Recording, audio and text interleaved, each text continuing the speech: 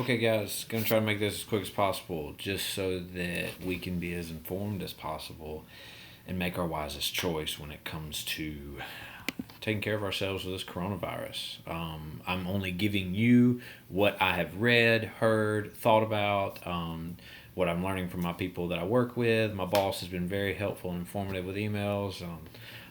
So I'm just giving you what I got as of March 14th at 3:01 p.m. So the coronavirus is spread via droplets, and it's not spread from an airborne method. Airborne is primarily something that just floats in the air and stays in the air. A lot of times, certain infections like that, just by being around somebody, whether you contact them or any of their sneezing or anything, you can get it. That's not the coronavirus. It is not airborne. It is spread via droplets. So if somebody is sneezing or coughing of some sort, and droplets from their mouth that you can't see, microscopic, land on you or in your mouth, pretty nasty sneeze.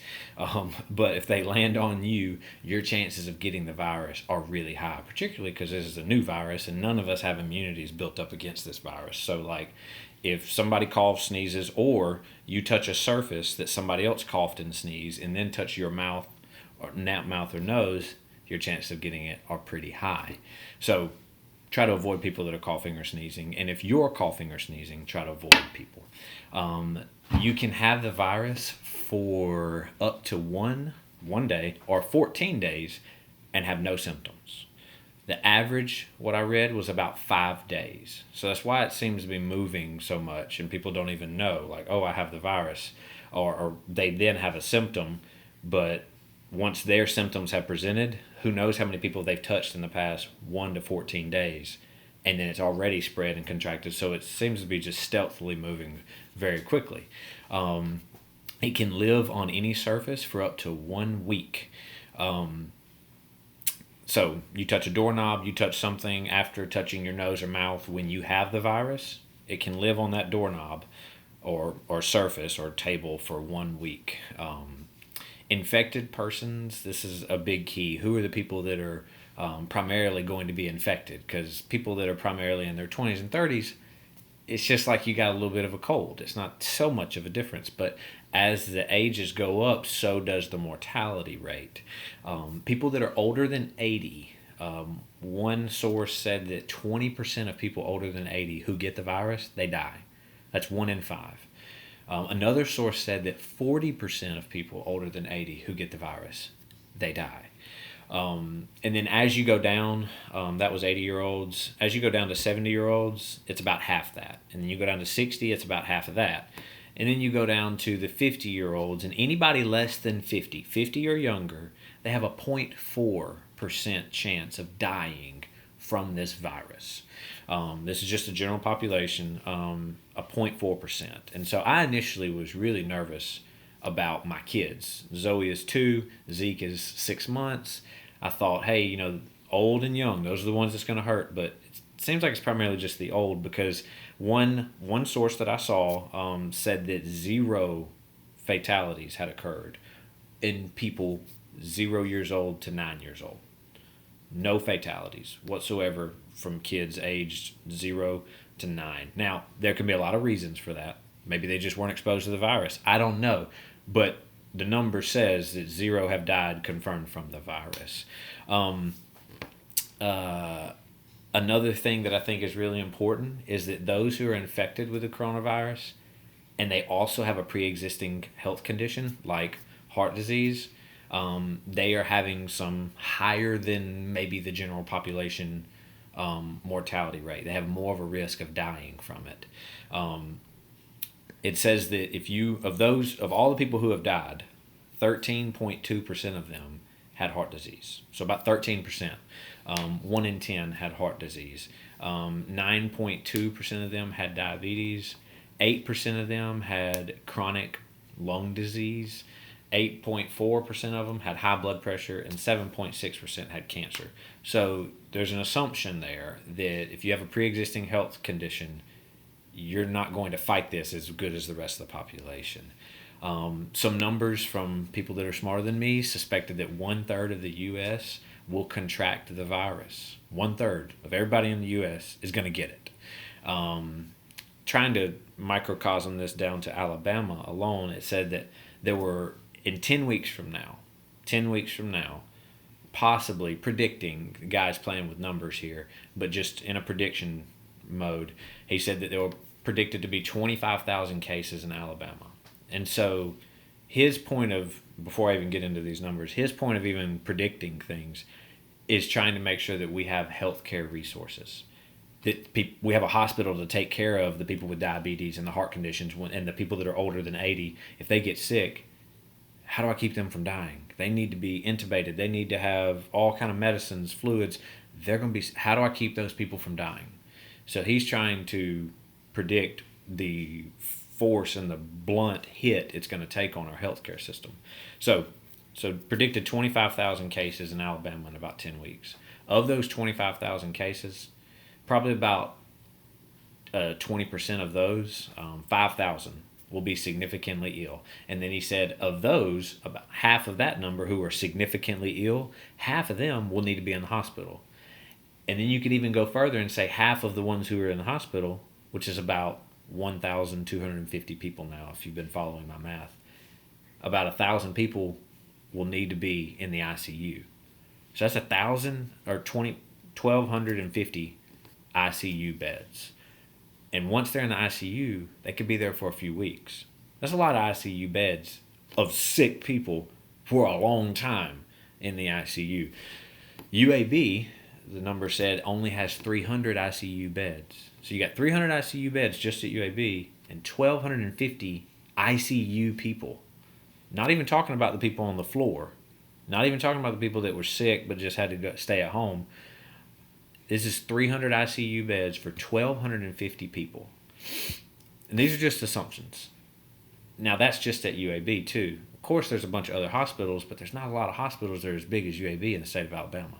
I mean, we got to think about Bibb County. I mean, there's not an ICU. I mean, maybe there is. I'm not familiar with the hospital.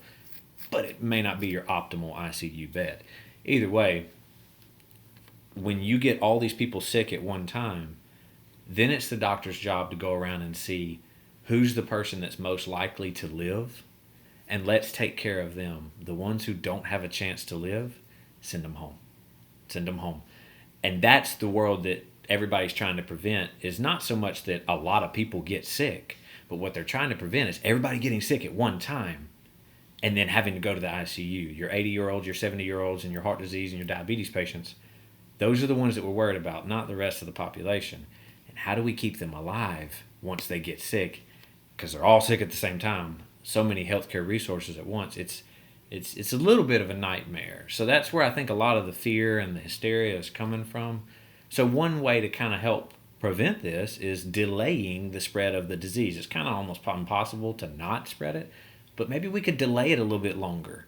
So what are some ways that we can delay the spread of the disease, or just not spread it, help it be prevented? First thing is washing your hands before and after you touch anyone. Period. End of story. Wash your hands. Hand sanitizer or washing your hands with soap and water before you touch somebody and after. Don't touch your nose or your mouth. Avoid doing this. Rubbing your nose. Shave your nose hairs, okay? I got one probably sticking out right now. But either way, anything that's going to be making your nose itch, don't do it.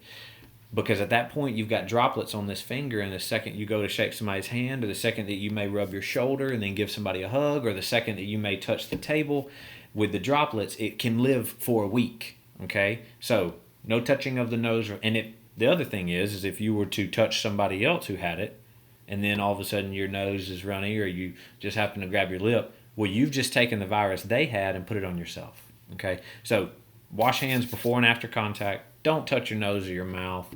When you greet somebody, my boss, really funny, was sending out different methods to do this. He said one way to greet somebody was the namaste. Nice. You could just smile and wave like the penguins in Madagascar. Smile and wave, boys. You know, there's a lot of different ways, but a very common thing is when they're giving the elbow, they'll give somebody an elbow, assuming that there's nothing, that nobody can wipe their nose with their elbow. I guess you can, but it's far away. So you can do the elbow greeting. You can do a smile and wave. You can do the namaste, or just Just be nice. Just don't touch anyone as much as you can for these next few. I don't know how long this is going to last. Weeks, months. I hope not. Gosh, I hope not. So, and if you have a pre-existing heart condition, you need to be very cautious. If you have the heart disease, the diabetes, the high blood pressure, the cancer, the lung disease, you need to, the things that I just mentioned about how not to spread it or how to delay the spread, you of all people should be very careful. Don't be scared, but just be smart, be very careful. And if you think, this is another caveat, if you think you're going to encounter somebody who has this, or who has the pre-existing health conditions, who is of an elderly age, you may want to be very cautious before you see them and after. And if you know you're going to be spending time with grandma, you might just want to avoid contact with the majority of the population lest you get it and don't realize it, okay? I'm not saying that you should do that. I'm just saying you may want to consider since you're going to be hanging out with somebody with an elderly age or a pre-existing health condition, you may want to really keep that in mind. Another question is, how long should I do this social distancing thing? I don't know. I can't even speculate right now. Like I said, it could be weeks to months. I can only tell you what I really know right now. The last thing that I wanted to say is now that we know and you are informed, as much as I can be informed, this is what I have, about the coronavirus, don't let it cause fear in you. Be wise, but don't let it cause fear. We should be in full faith, no matter what. Faith in God, faith in Him whom we cannot see, and who is the creator of heaven and earth, faith in Him, the one who was written about in Psalms 91. It's a great psalm, particularly related to this. Pastor Randy, I would advise anybody who hasn't listened to his sermon that Elizabeth sent out, Pastor Randy, New Beginnings in Northport, fantastic message this past week, to really encourage your faith amidst everything that's going on right now. So be in a place of faith, but also be in a place of wisdom and knowledge. Only utilize and enjoy the wisdom from a place of faith. I wrote this down. It says, let us be full of wisdom as much as we can attain, but only utilize and enjoy this wisdom from a place of faith in the God of the Bible and our Lord Jesus Christ. This is the same God who wrote Psalms 91. For he who dwells in the shelter of the Most High will abide in the shadow of the Almighty. For it is he who delivers you from the snare of the trapper, or from the deadly pestilence, virus, any epidemic type thing. And then the psalmist said, I will say of the Lord, my refuge and my fortress, my God in whom I trust. His faithfulness to protect me and guide me is my shield and my bulwark. His faithfulness. So we can be assured that when we know Him, we seek Him, we trust Him, and we rely on Him, that His word says that He's going to protect us. I want you guys to be informed. I want you to be wise. But I want you to be in faith more than anything. And be obedient as a result of that faith. If God tells you to stay at home, stay at home. If He's leading you go to the church because there's somebody there that needs you and you need to assist them in enhancing their faith, do it. Do it with washing your hands and not touching your nose and mouth, but go to the church. Be a part of it. If your family needs you right now for encouragement, do it. But do it in a place of obedience and in a heart of faith where you're reflecting on God and you're reflecting on His plan for your life.